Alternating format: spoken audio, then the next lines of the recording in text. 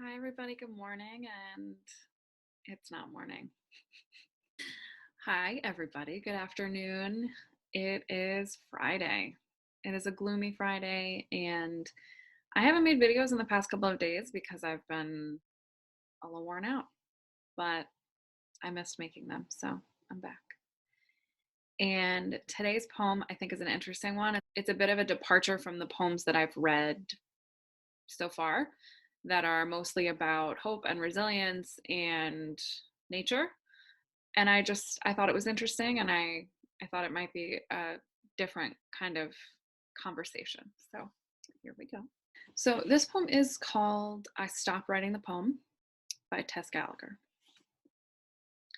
I stopped writing the poem to fold the clothes.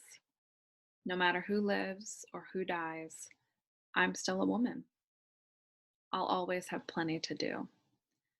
I bring the arms of his shirt together. Nothing can stop our tenderness. I'll get back to the poem. I'll get back to being a woman.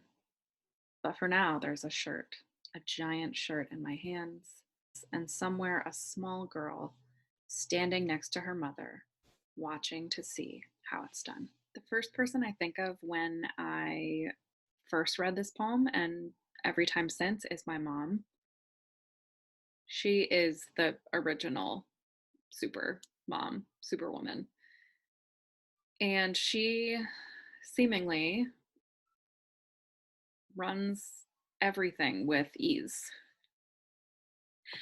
And this is the ignorance of a child, right? I thought that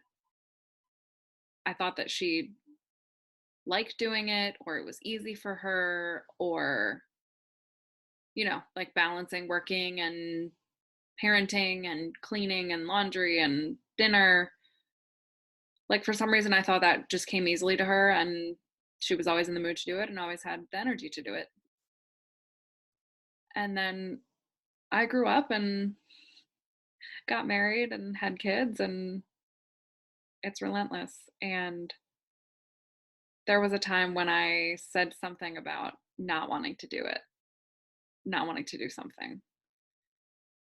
And, you know, I I remember my mom saying something like, "Gotta get done." And it occurred to me that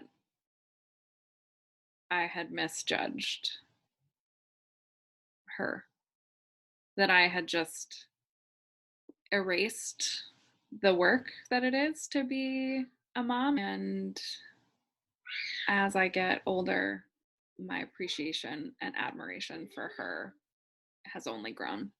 She truly is a superwoman. We can really argue that it has changed a lot, and these gender roles and gender expectations are still changing and much more fluid than they used to be. But I think it's still true, right? And even in our own personal lives and relationships, if we have a more equitable distribution of labor or things like that, there is still the expectation and the perception that it is a woman's job to do these things. So there's that. I also just really like the kind of sense of interruption of it. And that's really what resonated with me, is the idea of stopping the work or stopping some creative outlet in order to do other work, like do the daily work of living in a house and having a family. And that has been resonating with me right now, especially because I'm really used to being able to leave home, go to work all day, and then go home and do the second shift, right? Of taking care of kids, of dinner, and then once they go to bed, if I still have energy, going back to work, right? Because teaching is relentless. Parenting is relentless. There is always more work to do than you have time to do it. So, the idea of I stop writing the poem to fold the shirts has been even more relatable to me lately because we're all together all the time. And so I stop taping a lesson to feed the kids. I stop writing feedback on a student's essay to convince Minnie that it's time to put on daytime clothes, right? Like I stop. Daily life and work life are now the same, and there are so many breaks in the day that I'm adjusting to. Yeah, so there's always these little ones who are waiting or who are not waiting, right? Yeah. So can you come in the basement? What is the basement all about? I gotta start I'm so grateful to be working. It is not lost on me how fortunate I am to be working, how fortunate I am to be in my parents' home, to have them also supporting us and taking care of the kids, and to have my husband who is an equal partner in parenting. Like it is not lost on me how lucky I am. And yet it is still an adjustment. So I think we can recognize the blessings that we have, and we can still be thinking about how it's affecting us. I read this poem in grad school, and I think in some ways the women in my class read it as depressing, because there's this line, and somewhere a small girl standing next to her mother watching to see how it's done. And that part they were kind of reading as, we're passing down these responsibilities, these burdens of womanhood, and it starts early. And sure, there's that. And there's this idea, no matter who lives or dies, I'm still a woman.